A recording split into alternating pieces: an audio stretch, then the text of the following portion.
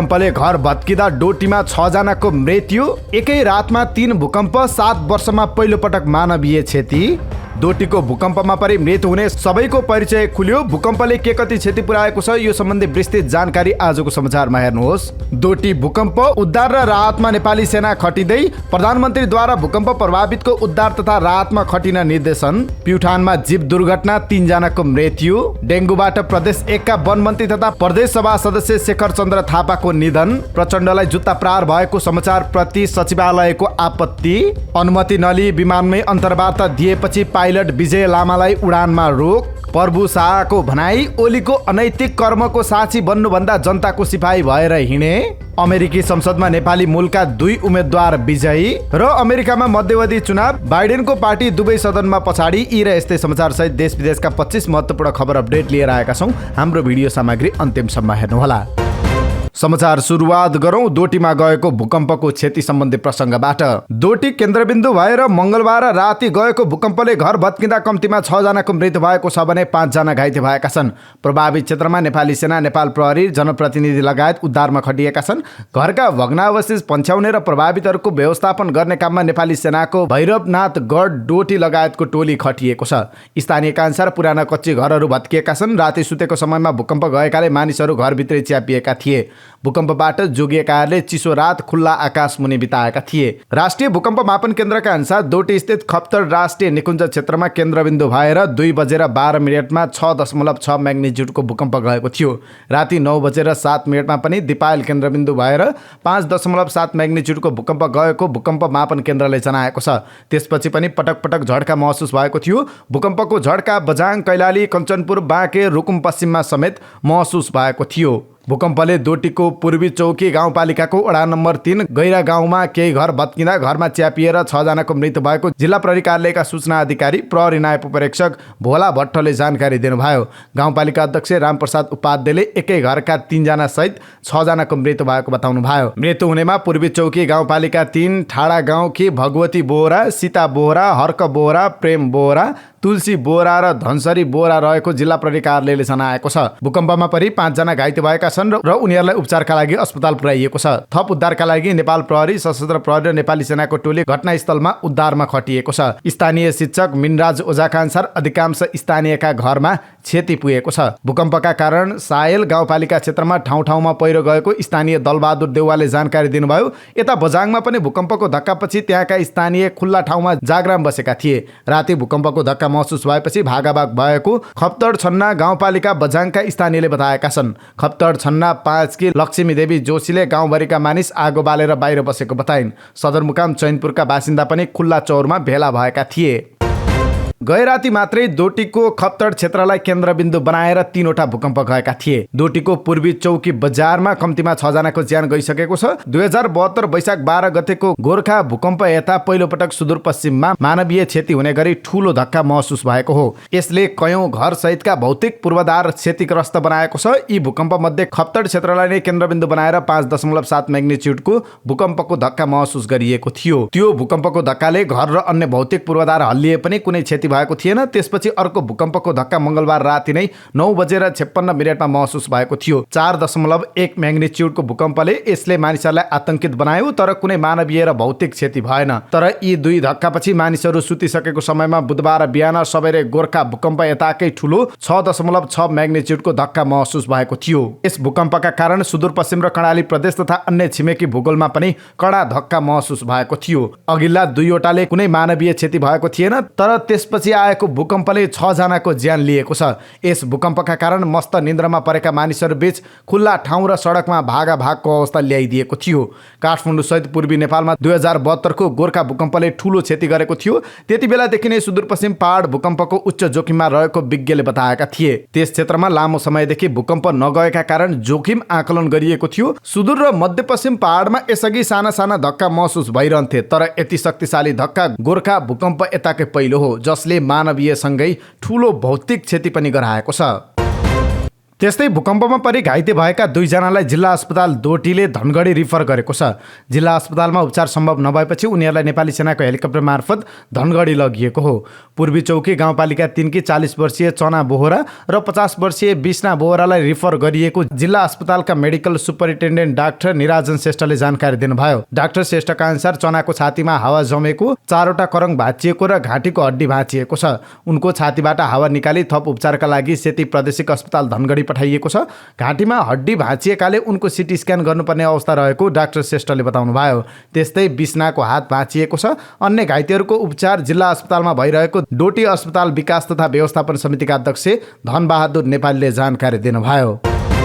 प्रधानमन्त्री शेरबहादुर देउवाले भूकम्पमा परि मृत्यु भएका परिवार र घाइतेलाई तत्काल उचित प्रबन्ध मिलाउन निर्देशन दिनुभएको छ। सुदूरपश्चिमको खप्तर क्षेत्र केन्द्रबिन्दु बनाई गएको भूकम्पमा परि मृत्यु हुनेहरूप्रति श्रद्धाञ्जली व्यक्त गर्दै उहाँले परिवारजनमा समवेदना प्रकट गर्नुभएको छ। सामाजिक सञ्जालमा लेख्दै प्रधानमन्त्री देउवाले भूकम्प प्रभावित क्षेत्रमा राहत र उद्धारमा खटिन र घाइतेहरूको तत्काल उचित उपचारको प्रबन्ध गर्न सम्बन्धित निकायलाई निर्देशन दिएको जनाउनु भएको छ।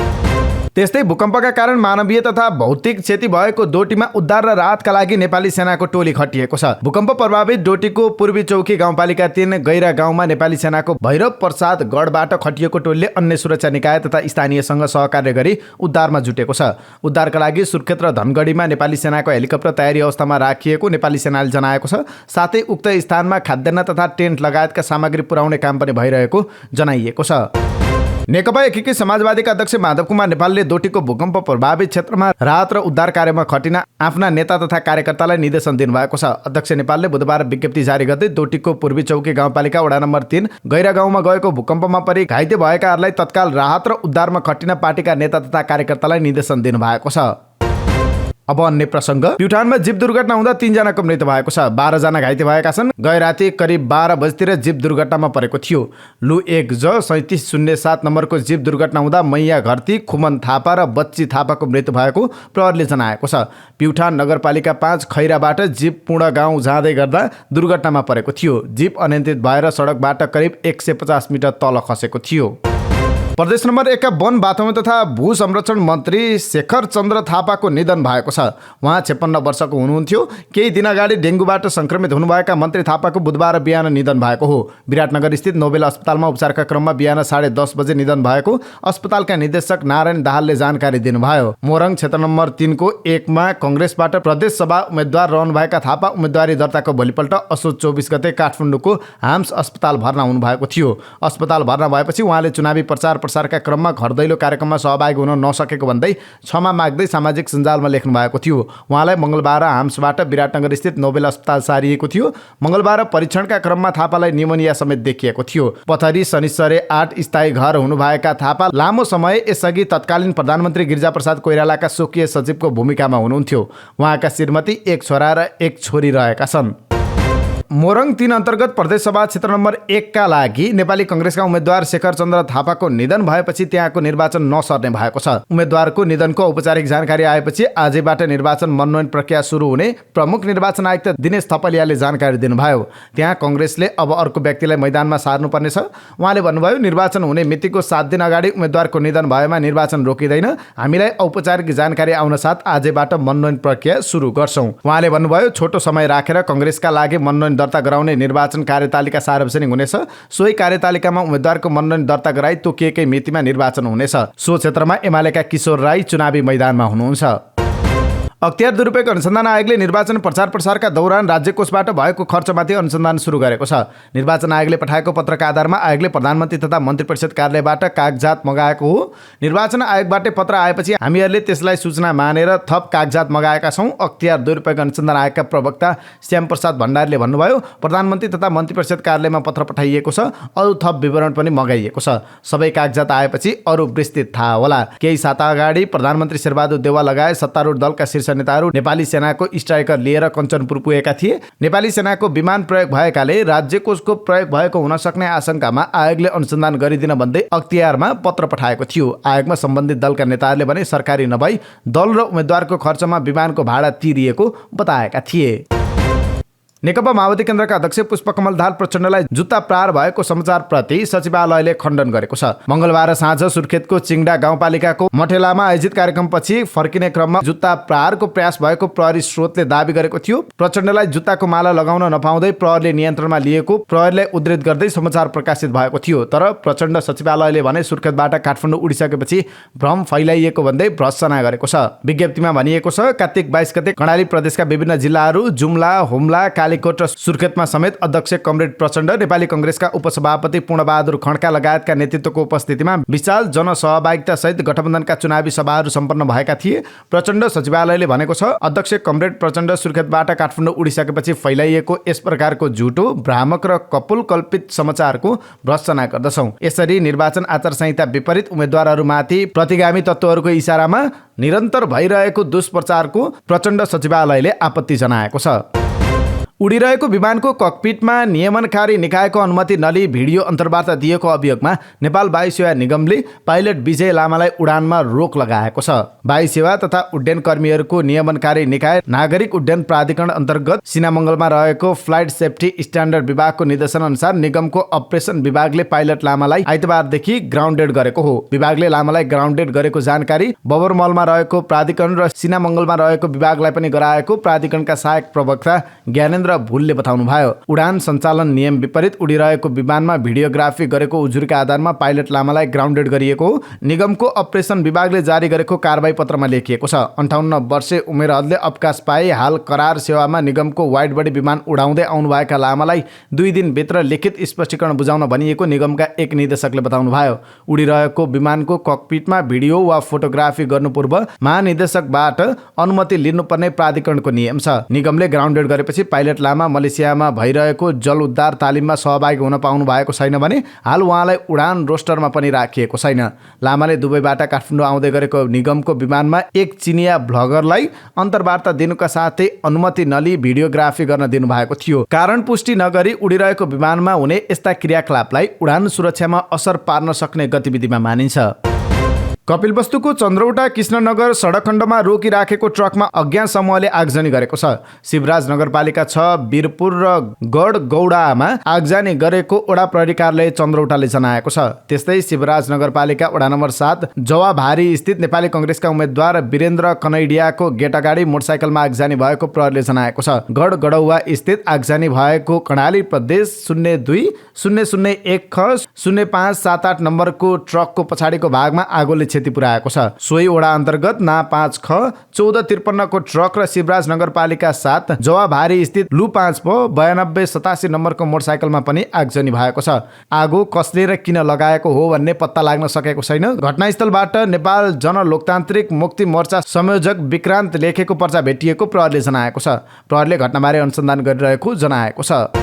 सर्वोच्च अदालतले विचाराधीन थुनुवा रहेका मुद्दाहरूमध्ये 50% कैद भुक्तान गरिसकेका थुनुवाका मुद्दा पहिचान गरी निश्चित दिन छुट्टै पेशी चढाई सुनवाई गर्ने भएको छ। अदालतले त्यस्ता मुद्दाहरूको समूह स्थगित नहुने गरी अभियानका मुद्दा सरह पेशी व्यवस्थापन गरी सुनवाई गर्ने प्रबन्ध मिलाउने निर्णय सर्वोच्च अदालतको पूर्ण बैठकले गरेको छ। सर्वोच्च अदालत नियमावली 2074 को नियम 134 बमोजिम गठित मुद्दा व्यवस्थापन समितिको सिफारिस बमोजिम यही कार्तिक 16 गते बसेको पूर्ण बैठकले उक्त निर्णय गरेको सर्वोच्च अदालतका प्रवक्ता विमल पौडेलले जानकारी दिनुभयो। त्यस्ता प्रतिवेदनको अपेक्षित रूपमा फर्च्युट हुन नसकी संख्या बढ्दै गएकाले प्रत्येक हप्ताको शुक्रबारका दिन प्रतिवेदनको सुनवाईका लागि 2वटा छुट्टै इजलास तोकी पूरा समय सुनवाई गर्ने निर्णय गरेको छ।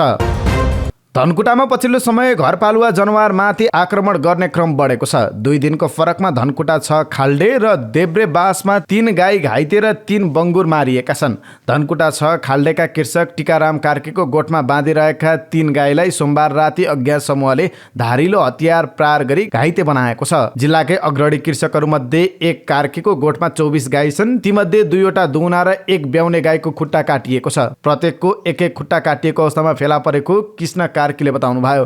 राति 2 बजे गाई कराएको आवाज आएपछि उठेर हेर्दा रगताम्य अवस्थामा फेला परेको उहाँको भनाइ छ। उहाँले भन्नुभयो, तत्काल प्रहरीलाई खबर गरेको थिएँ। सबेरै प्रहरी घटनास्थलमा पुगेर मुचुल्का गरेको छ। त्यस्तै भेटनरी अस्पताल तथा पशु सेवा विज्ञ केन्द्र प्रमुख लोकनाथ ढुङ्गाना सहितको टोलीले घटनाबारे स्थलगत जानकारी लिएको छ। घाइते गाईलाई पशु प्राविधिकहरूले उपचार गरेको कार्यालयका अधिकृत पुष्पराज दाहालले बताउनु भयो। कार्कीले दूध बिक्री गर्न प्रयोग गर्दै आएको अटो समेत तोडफोड भएको छ। उहाँले दैनिक 180 लिटर दूध उत्पादन गर्दै आउनु भएको छ। मध्यराती आवाज आएको सुनेपछि बाहिर हेर्दा केही नदेखेपछि सुतेको कार्कीले बताउनु भयो। कोहीसँग रिसिपी पनि थिएन। उहाँले भन्नुभयो, कसरी यस्तो घटना हुन पुग्यो, चकित छौँ। त्यस्तै देब्रे बासका विनोद श्रेष्ठको बिक्री गर्न राखिएको 3वटा बङ्गुर गत आइतबार खोरभित्रै मरेका छन्। चारो खाने क्रममा एकपछि अर्को गर्दै छटपटाउँदै क्षणभरमै बङ्गुर मरेको श्रेष्ठले बताउनु भयो। 20 बाहेक छोटो समयमा एकैपटक बङ्गुर मर्न नसक्ने भेटनरी अस्पताल तथा पशु सेवा विज्ञ केन्द्र प्रमुख ढुङ्गानाले बताउनु भयो। प्रहरीका अनुसार भदौ यता जिल्लामा पशु आक्रमणका 4 घटना भएका छन्। गत वर्ष पाखरीबास नगरपालिकामा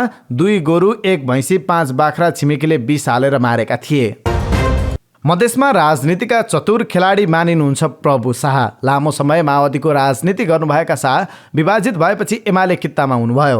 अहिलेको प्रतिनिधि सभा चुनावमा एमालेको टिकट छाडेर प्रभु शाहले स्वतन्त्र उम्मेदवारी दिनुभएको छ। रौतहट 3बाट प्रतिनिधि सभाको उम्मेदवार रहनुभएका उहाँले चुनाव चिन्ह चापाकल पाउनु भएको छ।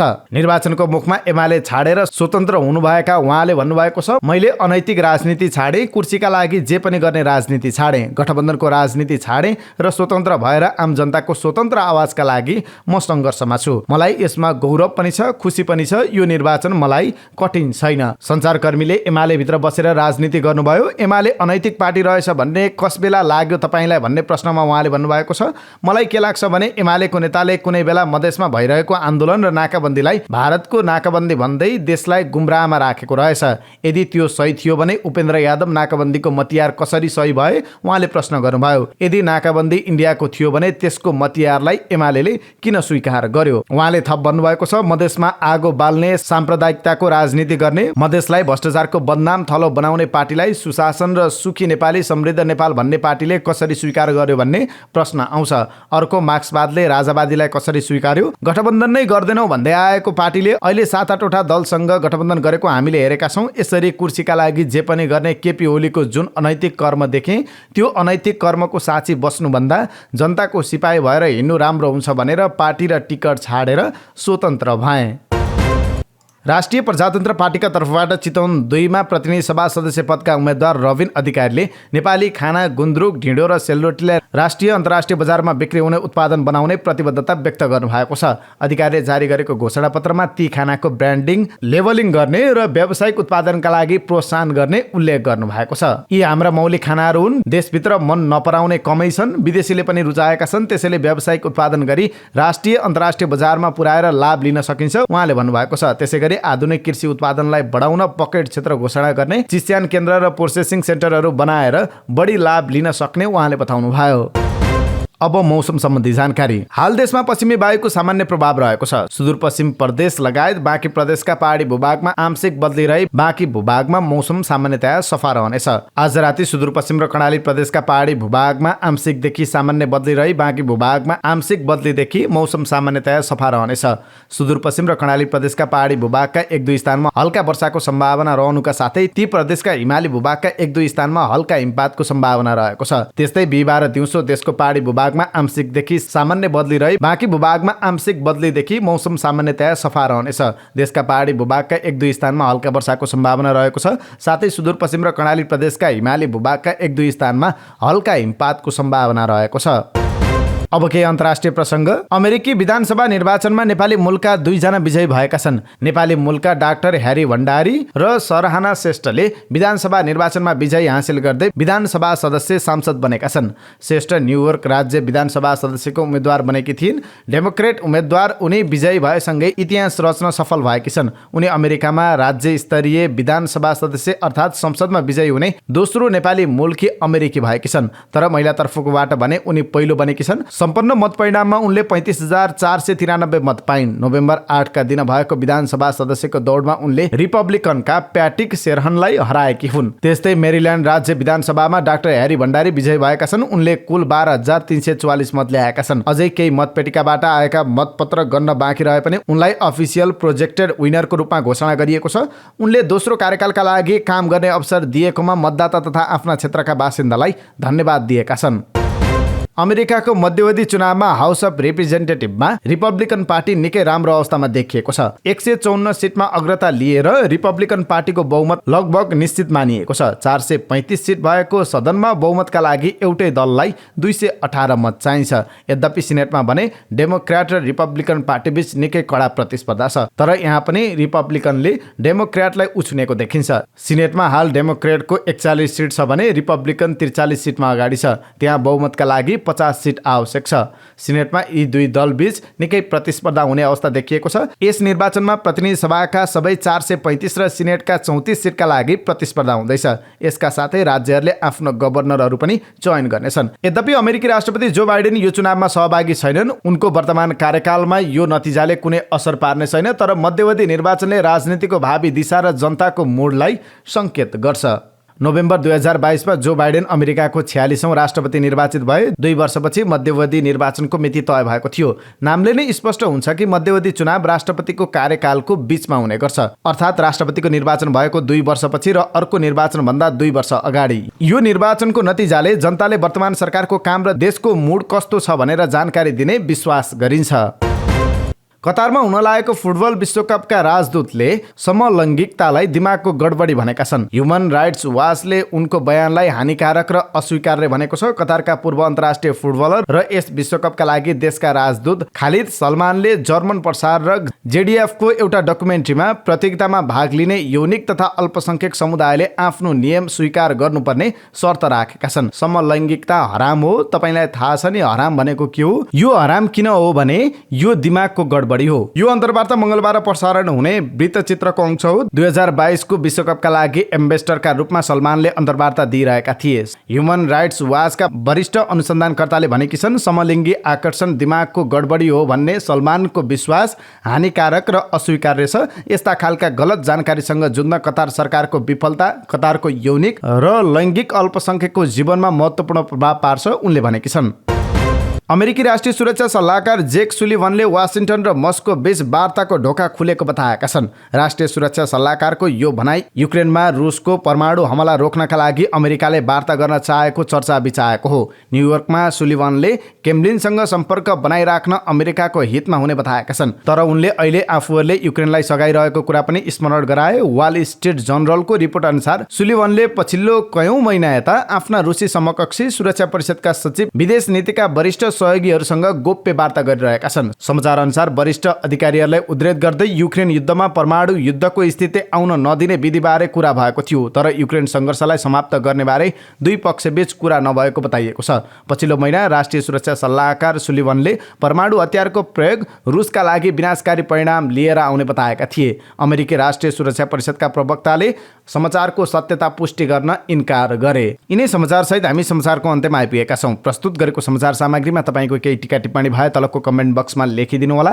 दैनिक रूपमा सत्य अनि तथ्य खबर अपडेटका लागि हाम्रो यस युट्युब च्यानललाई सब्स्क्राइब गर्नु होला। साथै तपाईलाई हामीले प्रस्तुत गरेको सामग्री मन परेको छ भने कृपया हाम्रो भिडियो सामग्रीमा एउटा लाइक अवश्य गरिदिनु होला। हाम्रो बिहानी न्युज बुलेटिन हरेक दिन बिहान 5 बजे हाम्रो यस युट्युब च्यानलमा हेर्न सक्नुहुन्छ। तपाईको बाँकी पल सुखद रहोस्।